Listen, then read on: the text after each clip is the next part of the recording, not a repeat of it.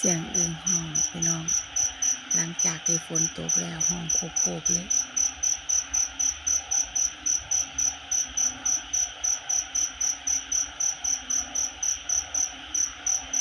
บรรยากาศหลังฝนตกนอนฟังเสียงอึ่งจ้าเทิงอึ่งเทิงเขียดบรรยากาศฟินสุดๆเลยจ้า